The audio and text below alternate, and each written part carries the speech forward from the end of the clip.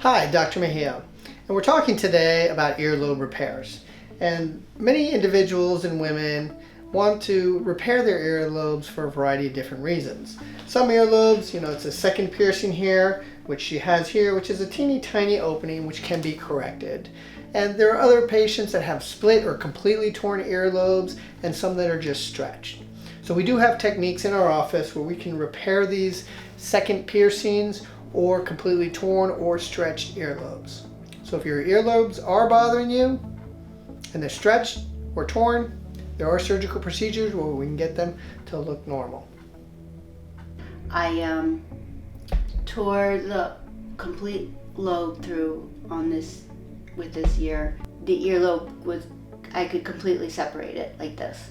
It was just 10 days ago and he stitched it up, and this morning I got my stitches out and it's healed beautifully. So I'm really happy with the procedure. I'm so happy I'll be able to wear earrings again on both sides.